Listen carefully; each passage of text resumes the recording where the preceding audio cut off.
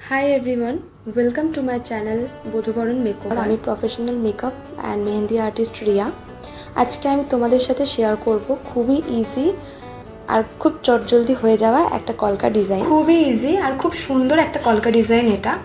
আমরা যারা মেকআপ আর্টিস্টরা আছি তাদের অনেক সময় একদিনে দুটো তিনটে ব্রাইড থাকে, তো টাইম অ্যাডজাস্টমেন্টের জন্য আমাদের এক একদিন লেট হয়ে যায় বা একটু প্রবলেম হয়ে যায়, তখন আমরা সবাই খুব তাড়াহুড়োর মধ্যে থাকি। তো তখন তোমরা এটা ইজিলি কারোর ওপর অ্যাপ্লাই করতে পারো। আমিও আমার একটা ক্লায়েন্টের উপর এটা অ্যাপ্লাই করেছিলাম, তার ফটো আমি এই ভিডিওর লাস্টে তোমাদের সাথে শেয়ার করেছি। তোমরা প্লিজ পুরো ভিডিওটা দেখো, আর আশা করি আজকের ভিডিওটা তোমাদের কাছে হেল্পফুল হবে। ভিডিওর ফার্স্টেই তোমরা দেখতে পেলে যে আমি সাদার সাথে একটু হালকা হলুদ রং মিক্স করে নিয়েছি, যাতে দেখতে অনেকটা চন্দনের কালারের মতো লাগে। তোমরা চাইলে সেটা নাও করতে পারো, পুরো হোয়াইট দিয়েও করতে পারো, সেটাও খুব ভালো লাগে। তো আমার চ্যানেলে তোমরা বেসিক টু অ্যাডভান্স সব রকম কলকা ডিজাইন পেয়ে যাবে। আমি সবটাই তোমাদের সাথে আস্তে আস্তে শেয়ার করব। তো যদি আমার ভিডিও ভালো লাগে বা হেল্পফুল বলে মনে হয়, প্লিজ একটা লাইক করে দিও, আর অবশ্যই সাবস্ক্রাইব করে রেখো এরকম আরও অনেক ভিডিওর জন্য।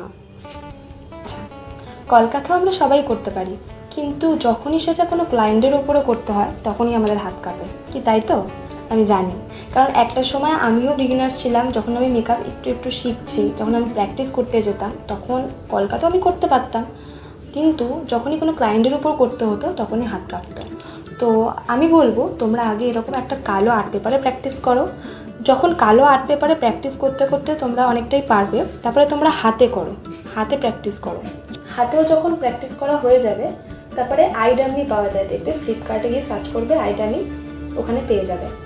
ওটা কিনে তোমরা প্র্যাকটিস করতে করতে দেখবে একদিন ঠিক পারফেক্টভাবে পারছো। আচ্ছা, তোমরা ভিডিওতে দেখতে পেলে পুরো তুলিটাতে আমি কালার লাগিয়ে তারপরে কিন্তু আমি কলকা করছি না। তুলির যে মাথাটা আছে, মানে তুলির যে টিপটা, সেখানে জাস্ট একটু কালারটা লাগিয়ে দেন আমি কলকাটা করা স্টার্ট করছি। কারণ যদি পুরো তুলিটাতে আমরা কালার লাগিয়ে তারপরে আমরা কলকা করি, তাহলে এটা মোটা হয়ে যাবে আর দেখতে একটুও ভালো লাগবে না। সেই জন্য তুলির যে মাথাটা আছে সেখানে একটু কালার নেব, একটু করে কলকা করব, আবার একটু কালার নেব, একটু করে কলকা করব।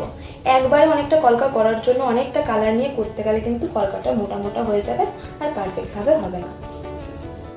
এবার অনেকেই আছে যে কলকা তো করতে পারি, কিন্তু দুদিক সমান হয় না। এরকম অনেকেই আমার কাছে আসে, বাচ্চাদের সাথে কথা বলি, এরকম শুনি যে দিদি আমি দুদিকে সমানভাবে পারি না। তো এটার জন্য কি করবে তোমরা, একদিকের কলকা পুরো কমপ্লিট হয়ে যাওয়ার পরে আরেক দিক করতে যাবে না। ডান দিকে করবে একটু, বাঁ দিকে করবে একটু, ডান দিকে করবে একটু, বাঁ দিকে করবে একটু, বা বাঁ দিকে করবে একটু, ডান দিকে করবে একটু, দুদিকেই একটু একটু একটু একটু করে করবে।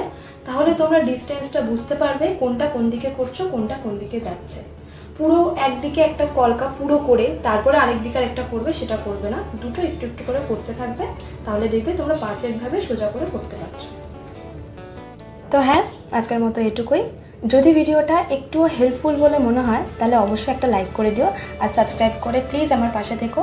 দেখা হচ্ছে খুব শিগগিরই অন্য একটা ভিডিওতে। ততক্ষণ পর্যন্ত সবাই সুস্থ থাকো, ভালো থাকো।